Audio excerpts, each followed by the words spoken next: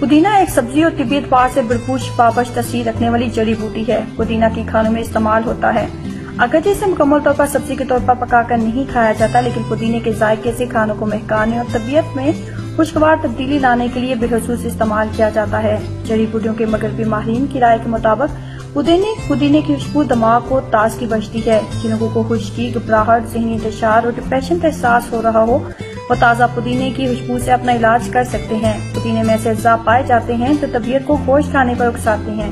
ऐसे अफराद जो गोश्त खाने के शौकीन हो, उन लोगों को चाहिए कि वो अपनी ग़िज़ा में पुदीना बतौर सलाद इस्तेमाल करें।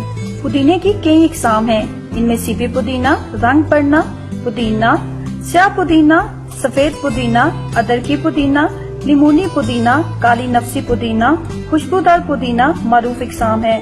पुदीना तबीयत में न सिर्फ खुशगवार तब्दीली लाता है, बल्कि खाने की रग़बत को बढ़ाता है, मतली को रोकता है, मसामात को खोलता है और रगें कुशादा करता है। ब्लड प्रेशर के मरीजों के लिए पुदीना और लहसुन की चटनी नहायत मुफीद साबित होती है। ऐसी तमाम खवातीन जिनको ये शिकायत होती है कि उनके पीरियड्स ठीक से नहीं होते, उनकी ब्लीडिंग ठीक से नहीं होती, तो ऐसी खवातीन को पुदीने का इस्तेमाल किस तरह करना चाहिए।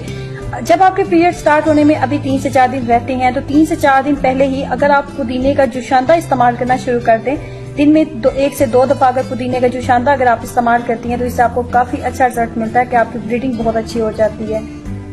इसके अलावा ऐसे तमाम अफराद जो गुर्दे और मसाने की पथरियों से परेशान हैं, उन्हें भी चाहिए कि पुदीने को अपनी खुराक में जरूर शामिल करें।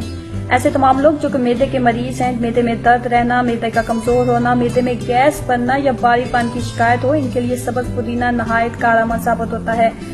पुदीने के ताज़ा जूस में अगर एक छोटा चम्मच शहद और नींबू मिलाकर दिन में 3 बार इस्तेमाल किया जाए तो मैदा अपना अफ़ाल दुरुस्त कर देता है। माहिरीन ग़िज़ाइयत का कहना है कि अगर पुदीने का कहवा रोजाना 1 कप सुबह और शाम लिया जाए तो न सिर्फ मैदा दुरुस्त रहता है, बल्कि आपके चेहरे पर निखार भी बहुत अच्छा आ जाता है। चेहरे पर निखार लाने के लिए पुदीने के कहवे का इस्तेमाल का तरीका ये होता है कि अगर सुबह खाली पेट अगर आप इसका इस्तेमाल करते हैं, सुबह नाश्ता करने से आधा घंटा पहले हाफ कप के करीब पुदीने के कहवे का अगर आप इस्तेमाल करते हैं, तो इससे आपका चेहरे के ऊपर बहुत अच्छा निखार आ जाता है। लेकिन जो अनमैरिड लड़कियां वो इसका इस्तेमाल कभी भी ना करें। अगर अनमैरिड लड़कियां सुबह खाली पेट पुदीने के कहवे का इस्तेमाल करेंगी तो इससे उनके हार्मोन्स डिस्टर्ब हो जाते हैं। इसलिए अनमैरिड लड़कियां कभी भी पुदीने के कहवे का इस्तेमाल खाली पेट ना करें। अगर नाश्ता करने के बाद अगर आप इस्तेमाल करते हैं तो इससे आपको साइड इफेक्ट नहीं होते, लेकिन नाश्ता करने से पहले कभी भी आप कहवे का इस्तेमाल, पुदीने के कहवे का इस्तेमाल चेहरे को निखारने के लिए मत करें। पुदीना अपने खुशगवार जायके और अज़ा की वजह से दांतों के मरूफ अमराज और बदबू को खत्म करने में अहम किरदार अदा करता है।